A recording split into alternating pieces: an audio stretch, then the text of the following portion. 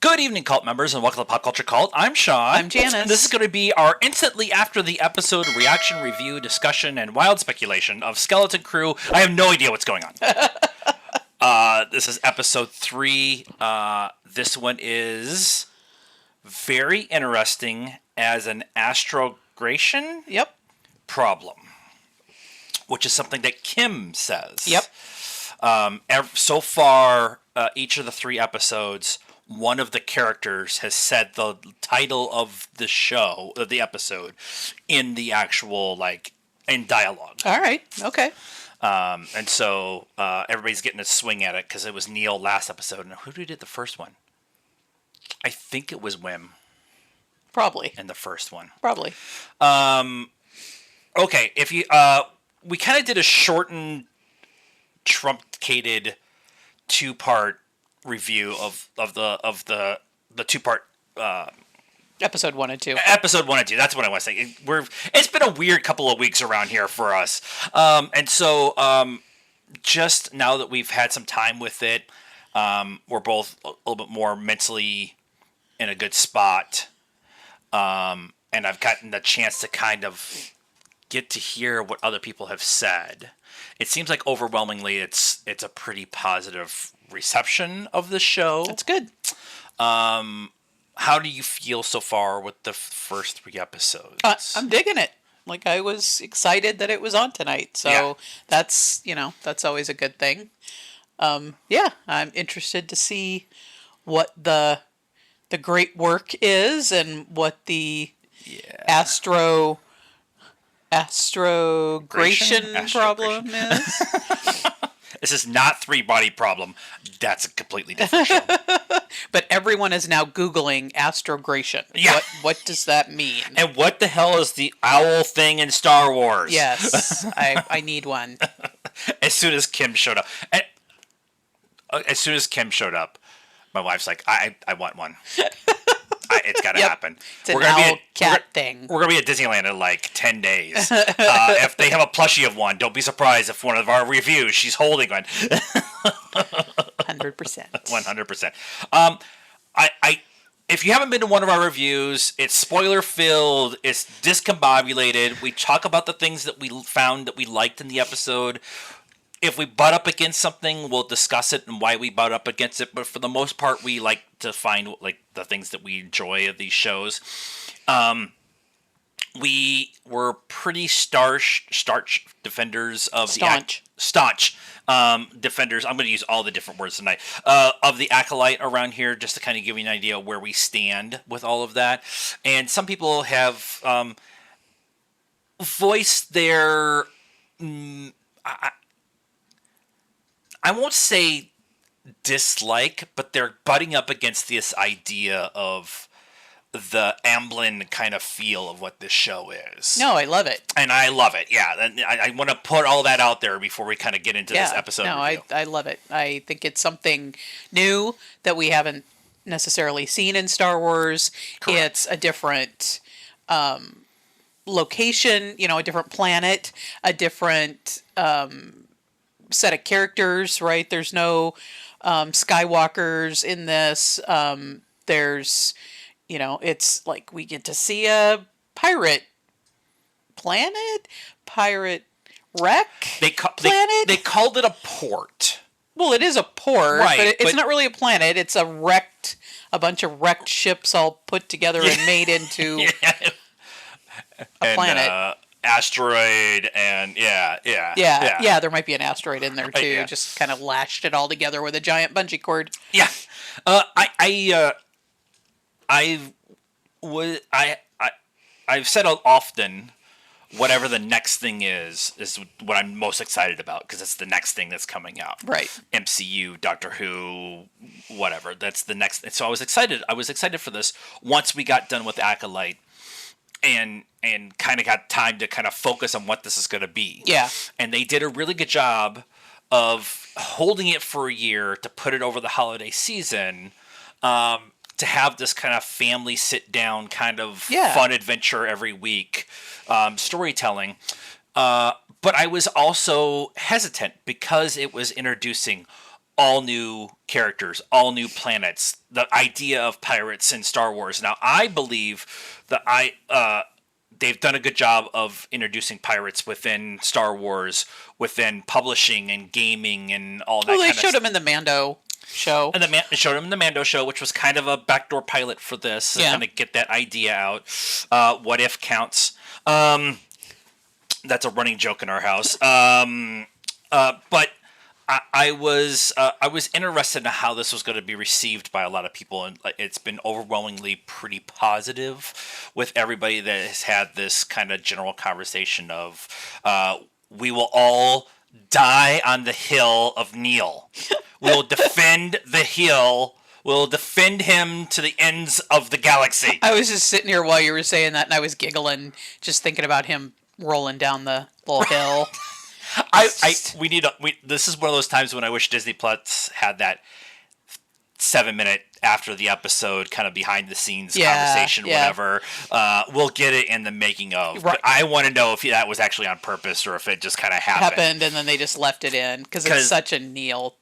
The guy the kid who's playing Neil, Robert Timothy Smith, has talked about the way they handled him is he's in a mocap helmet, and prosthetic hands, and the costume, and then so they get all those motion capture for his face and stuff like that, and then they have another person in a full prosthetic suit.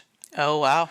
Doing all the big movements, all the big body movements, following his kind of set that he did. Wow. And then they're going in and animating the trunk and his ears and stuff like that. That seems like a lot. Yeah. Just to kind of keep it practical instead of CG. Yeah, and this show has done a really, really, really good job of having it be practical. Yeah. All the outfits are practical. I'm going to turn my phone volume off because it's sitting right here. The costumes are practical. The puppets are practical. The makeup is all practical. And then they are enhancing Port Borga, the pirate thing, whatever, right, with the volume, right, using the volume as a layer of depth, which have found that I really enjoyed so far. Right, they make it a stage or whatever, and the volume kind of is the outer. This is the evolution of the volume. I've loved the volume from jump. Yeah. But this is an example of how to use the volume to enhance everything and not have it be the actual thing. Yeah. Yeah. Does that make sense? Definitely. So let's talk about the episode now that we've talked about all the caveats and we're 8 minutes into the thing. Okay, we start off with the parents having their little, oh God, our children have run away from home. Fern's mom is... I wish IMDb had it all in order, and they don't. I want to say it's Mary. Everybody talk amongst yourselves. Marie. I think it's Marie. She's doing the whole classic. I'm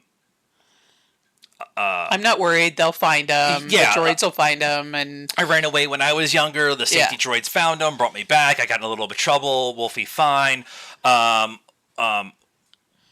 Wendell, who is Wim's father, is having a full-on panic attack. Yeah. Yeah, definitely. He is inside his head, which is interesting because you're like, what are you?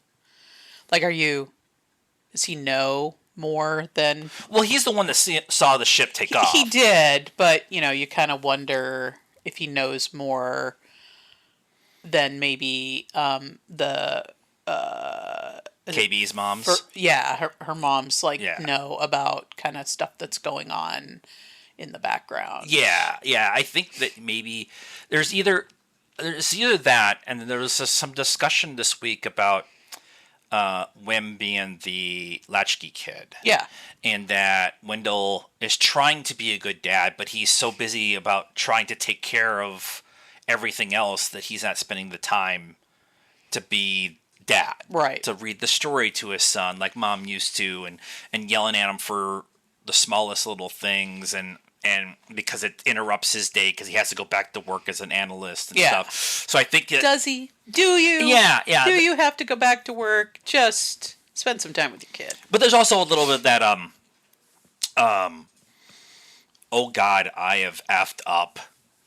My son is gone.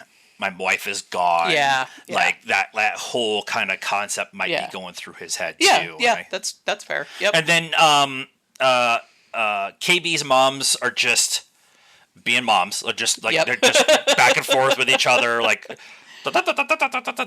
And then Neil's mom is the motherly one. Now, we got in the previous episode when Neil got home, his parents were at the door to greet him. Yeah. Wim watched it. Neil went in and said hi to all of his brothers and sisters. Yeah. He had the best babble bath in the world. And so she was the one that was kind of mothering everybody else in the room. Yeah. And trying to keep everybody calm. Out of all of that, what we get is the security droid showing up to give a report that the children have gone beyond the barrier. Right. And that the supervisor has made the decision. We're going to get into the supervisor in a second. The supervisor made the decision to not reach out to anybody beyond the barrier to kind of go find them. Right. Now, there's been a lot of discussion about what Aten actually is. And I don't know if we're going to get an answer in the timetable in which we all want it. Well, they kind of answered it in this episode. That there were multiple planets that were shielded for their protection. From during the Old Republic time. During the Old Republic time. And this is the only one that survived. I do find it interesting that, I don't remember who it was, if it was the droid or one of the parents, was like, is the Republic coming? Yeah. Because they still think that's a thing. Yeah. And then you kind of get that a little later when one of the kids, Kim asks, what do you know about planets? And they were like... refer to Coruscant and Alderaan. Yeah. And she was like, so you don't know anything about the war? Because Alderaan doesn't exist anymore. Yeah. Spoilers. So yeah, they're obviously their planet, for the most part, is living in a fantasy. They think what's going on out there is completely different than what actually is. They're not getting information on what's happening, which I find interesting. There's been some interesting conversation about like what that all means. Now, because they talk about the Great Works quite a bit, that's a big part of the High Republic stuff. So people have been trying to tie just using the words Great Works, which is Lena Soul, who is the chancellor during the High Republic. It's her initiative to kind of expand the Republic to help the outreaches, like trying to she's not trying to absorb. She's trying to bring the new planets into the Republic to help them with farming and aid and all this other stuff. And it's turned into this propaganda machine that they want to be left alone, and that's kind of how the whole thing. But the Great Works is what it's called. Yeah, and Starlight Beacon is the thing that is actually the catalyst as the dagger to kind of push into new zones. Yeah. And so a lot of people have been saying High Republic kind of makes sense because we're talking about the Great Works, but because they made a point of talking about all these planets during the Old Republic times, showing us the map, the parchment map, not all the data pads, and just having that kind of conversation of reiterating once again, it's Old Republic credits, it's Old Republic map, it's the Old Republic system. Yeah. My current wild speculation is that they survived for whatever reason the other planets didn't. Right. This one did, and because nobody knows, like they're so well hidden and it's so long that nobody, like everybody's pretty much just forgotten about Yeah. them. And they are doing something there that is generating revenue, maybe for the supervisor, and he's just like, yep, I'm just getting fat and happy, and these people have no idea what is going on out there, and Yeah. out there has no idea that this place exists, and I just have my own little fiefdom on this whole planet. Yeah, as soon as they said the supervisor's not gonna partition the the Republic to come out to come help, Yeah. I turned to her and said, "Oz," Yeah. because Great it's a power very Oz kind of setup, and there's been some discussion that there's some kind of Oz like tropes within the four kids and Yeah, the they're off on an adventure and stuff like that. yeah, Neil is definitely the cowardly lion. Yeah, yeah, and the boys on the bikes in the first episode when they find the ship, there's a little dog in the basket. So Yeah. like there's Yeah, they got a bunch of. I mean, there's several scenes that were very E.T. when they land on Kim's planet and have the kind of milky thing going on in the Yeah, background, yeah. and they're all hiking across the planet surface. Why can they breathe? I knew this was gonna come up. I knew this was gonna come up.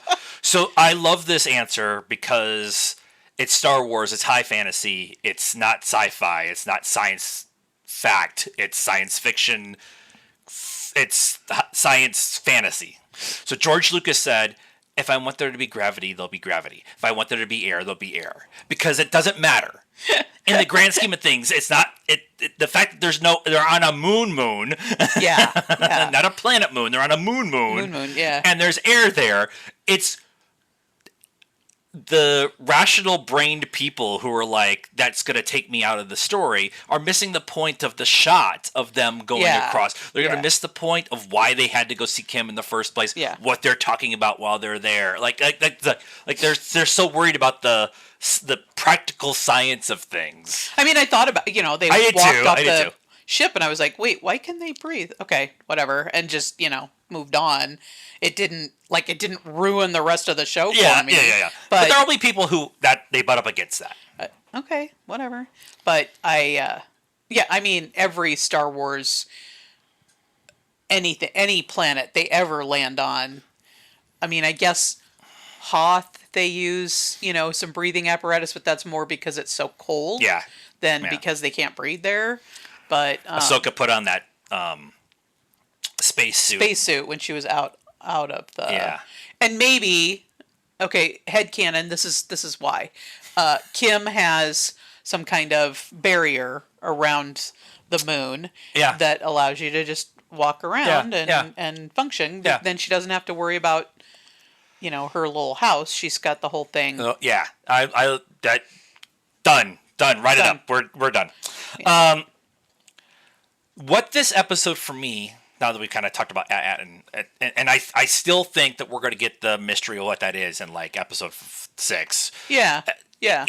Traditionally, it has been episode 5 is the big hitter episode, Right. And I haven't seen any interviews with anybody talking about what episode they're excited about, like Yeah. they did with like Ahsoka Yeah. and Mandalorian. I mean, they're stuff like that. kids. You got to kind of. They can say things that Yeah, you don't want them the, to. the interviews I did see, they all were like, I don't know what I could say. Yeah. So what if there was anything on set, did you find that you wanted to take home with you? And they all kind of looked at each other like, What are we allowed to say? I don't know what you're talking about. There may be some Old Republic credits and that made it up in my bag, but I didn't do that. There was somebody, that was Robert that did that. So the rest of this episode is about them breaking out of Borga, Yep. going to Kim's little moon to try to get directions and stuff. By the way, that's the most secure fueling port Right. ever. Right. Like they basically tore the whole place down just trying to get it. Those cables, those hoses are pretty serious. They just snap off in real world. Poe was able to get them, Yeah. but I mean that was a Empire yeah, facility, so and they don't have shoddy workmanship. they don't have handrails, so whatever. But this episode, the rest of the episode, is about talking about trust. They keep talking about trust me. Can we trust Jod? Can we do there's a constant conversation about trusting somebody who we don't know. Right. Kim brings it up. KB brings it up to Jod. Yeah. SM33. Just start calling him Smee. He is Smee. He brings it up to Jod, to the kid. Like it's a thing. Like this was the episode where we have to talk about who you trust, why you trust them. Yeah. And that kind of thing. Well, and Jod... Took us 20 minutes to get there, but... Jod also introduces a common foe. I mean, foe might be too strong of a word for the kids. Because up until now, they've all been butting heads. I mean, they still are somewhat, but way more focusing that on him than against each other. So it forces them to, now they've got a common enemy or common whatever. So now they're gonna work together. They actually did a really good job in this episode with they're trying to get off of Kim's planet because the New Republic X-Wings are there, and they're trying to get on the ship, and KB got warned by Kim as they were leaving to make. I love that KB turned around and made sure Kim was okay after the fight. But KB stops Jod from getting on the ship. Yeah. She physically pushes him back down the ramp, and Fern steps up next to her, and they argue. The three of them argue about who Jod actually is because Kim calls him Crimson Jack. Yeah. And so. There's a fight between the three of them about we need to go. No, you need to tell us who you are and whatever. And they make a point of grabbing the boys and putting them on the ramp between him and getting on the ship. And then Smee is behind him. SM33 is behind him with the blowtorch. Yeah. Ready to just burn the whole thing down. And so that was the first time that you actually saw all of them standing together as a unified front. Yeah. Even earlier, they cut back to all of them when they were waiting for Jod to get Smee back after going and stealing them. They get back on the ship. They can't leave without the droid. He goes back and gets the droid. They cut back to the kids, and they're just arguing. Yeah. They're just arguing like 10, 11, 12-year-olds do over... Yes, I did. No, you didn't. Whatever the stupid thing is. We should leave. No, he knows where he's going. Blah, blah, blah. Yeah. And I like that he finally, at no point in time has he said he's a Jedi. Yeah. And they have just... Wim said it, and now they've all taken it as fact that he is saying he's a Jedi. And he actually says, I never said it. And I'm glad they addressed that this early in the show. That's been one of the questions from the early trailers where they showed that he was using the Force. And people have been discussing that as much as the storytelling is super important for Order 66 within the whole Star Wars universe, we don't need another Jedi Survivor right now from Order 66. Right. And this is such a different story that I think it's better to point out that just because you can use the Force doesn't make you a Jedi. Yeah. There are other Force... I mean, technically, everyone is a Force user in Star Wars. Yeah. It's just whether or not you have learned to use it. And, I mean, was he maybe trained? Maybe. Or maybe it's just the Force is strong with this one and he didn't have to. Yeah. It just... can't, he's just, I can do stuff. I can move stuff. Yeah. So I think because it is such a different story, it's nice to just make it a completely different story. And I love that he himself addressed it too within the show. He even said multiple times to the kids, the idea of using the Force is not necessarily just a Jedi thing. Yeah. And now in Wim's head it is, because Yeah. that's the stories he's been writing. Yeah. And that's how a lot of Star Wars fans have been their entire adult lives since Star Wars in 1977 came out. The Star Wars. The only people who could use the Force were Jedi. Yeah. And now we've gotten to this more modern age of storytelling that the Force isn't necessarily the Jedi's thing. Like it's they don't hold the patent on using the Right, Force. right. They are much more attuned at it. They much more work at it. They much more talent is involved with it. Right. But there's other, and one of the things I love about the publishing is that they spend a lot of time talking about how the Force itself is shown to different Force users, different planets, different races see the Force differently. So them using the Force doesn't break canon. It's just their version of the Force has looked differently than what we've known up until recently. Yeah. And so when Jod talks about that, it's really refreshing to have the show address the thing that fans are going to have a question about. Yeah. Yep. A lot of people had some questions about Sabine using the Force in the Ahsoka series. Now, if you didn't watch Rebels and see what everything that happened there, I get that. But Obi-Wan says it penetrates. We're one with the Force. Yeah. We're there. So it's not just it's a all-encompassing thing that some people have learned how to tap into Right. a lot more. And Right. I'm going to harp on this for a little bit because I'm tired of fans not having the 5 minutes of thought process to think about this. Right. And the show finally just says anybody can use the Force. Yeah. Let's discuss it. Like why? Right. Watch Rogue One. Chirrut is not a Jedi. Yeah. But he is, like, he worships at the altar of the Force. Yeah. Yeah. So, does he use it? Not specifically. I mean, he's just a badass fighter. Donnie Yen's always a win. Right.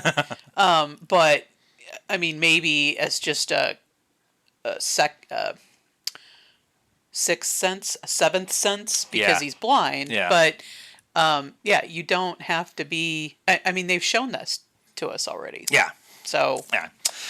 Some other things I wanted to talk about with this episode. We talked about specifically, like last week, about shot for shots from E.T. and Goonies, and we got E.T. again this week, and that shot on the moon with the planet in the background kind of reminded me of Lord of the Rings when they're walking along the snow a little bit too. Oh, yeah. That kind of shot. And then in the opening episode. In the pirate attack in the very first episode, it's almost shot for the hallway scene from A New Hope on the Tantive 4 when Vader comes in and holds up. It's almost shot for shot. They even use some of the same lines from that. So they are paying homage, telling their own story with pirates, but giving us visual and storytelling cues from other things that we know. right. So it doesn't feel quite so weird, so out of place. Right. And so this one we got the kids. We got Fern and Wim in the gunner seats. Yeah. Shooting at the X-wings, and the two of them just giggling the whole time. Yeah. The only way they could have gotten better is I can do this. Yeah. Because now we're doing Rey, now we're doing like Luke, we're doing you got the sneaking around in the prison like Obi-Wan does in the Death Star. They called hold once. Oh my god, more than once, twice. They called hold. So we're part of a medieval reenactment group where we dress up in medieval clothes and armor and fight with sticks and not real swords, and we use rattan. And the thing that we're all taught as fighters to stop fighting is we yell hold. So when they yell hold, I was like, my children were raised in this thing, and they have learned from a very young age, if they hear somebody yelling hold, they will stop, because Yeah. fighting could be happening near them or whatever. So Yeah. I'm Yeah. interested to see if Brian caught that and immediately Yeah. froze. We'll ask him. We'll let you know next week. Some of the ships look very familiar. Yeah. In the bay. Yeah. With some markings that were introduced in The Mandalorian with the Darian Shard ship. Darian Shard. And then all the data pads. Yeah. Spilling out all over the place. We got the B1 battle droid. We got the other, the first droid that he turns on is a protocol droid from,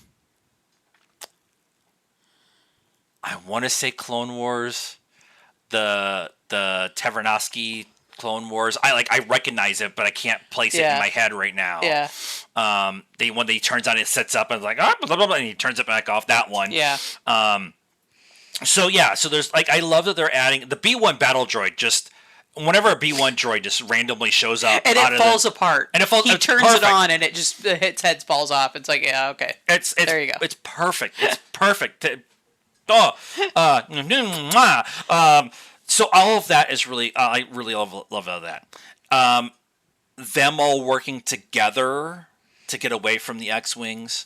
My only thing was I wanted Carson Teva to show up.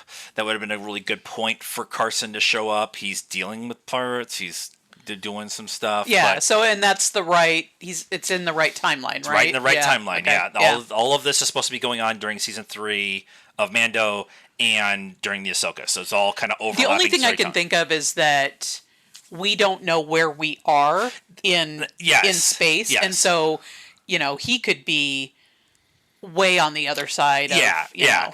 And if he's going to Mandalore is nowhere near where they're at. Mandalore is not dealing with pirates on a regular. Now that's not necessarily true.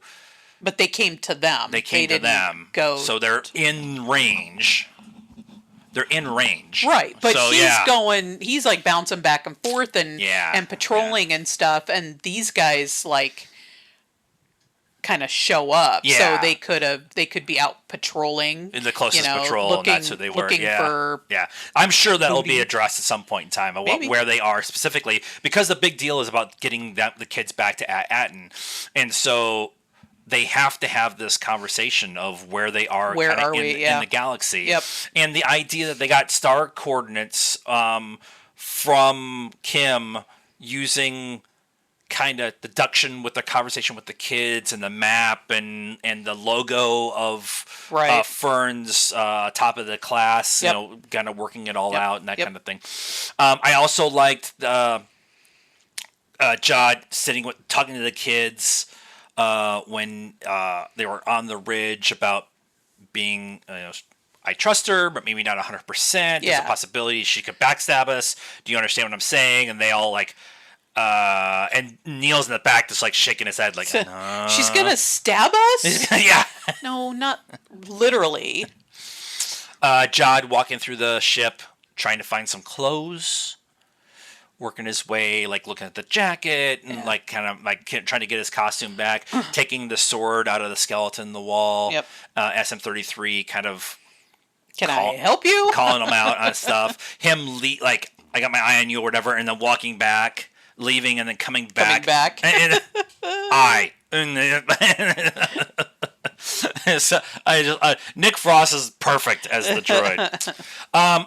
But I really appreciate that they talked about trust in this. That's one of the things that is now that we've built up the world, now we got to build up the trust between all of them. Yeah. And now there's going to be something that happens because they're going to go to another couple of planets before they actually get to Atten. Oh, yeah.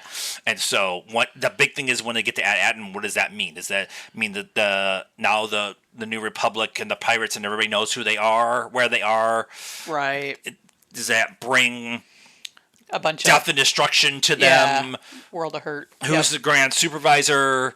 Is it Jeff Goldblum? That's a really nice cut. It's a really good cut. So yeah, I'm really digging the show overall. Yep. Let Let us know what you thought of our discussion of the show in the comments down below. Please be nice. That is 100% a requirement around here. We could have a discussion about things you didn't like, but if you're going to be a douchebag, I have the ban hammer. I will use it. If you're on the Spotify feed, follow us here. If you're on the YouTube channel, follow us here as well. Hit like and hit the bell for notifications. That's what I want to say. And like this video, subscribe to the channel. That's how we're supposed to say this. And follow us on all the social media stuff: Facebook, Instagram, Blue Sky, TikTok for now until they can get their shit together. And we're on the other thing, but we're not active. And so follow us on all of that and share this with your friends, because we're going to be talking about this for the next several weeks.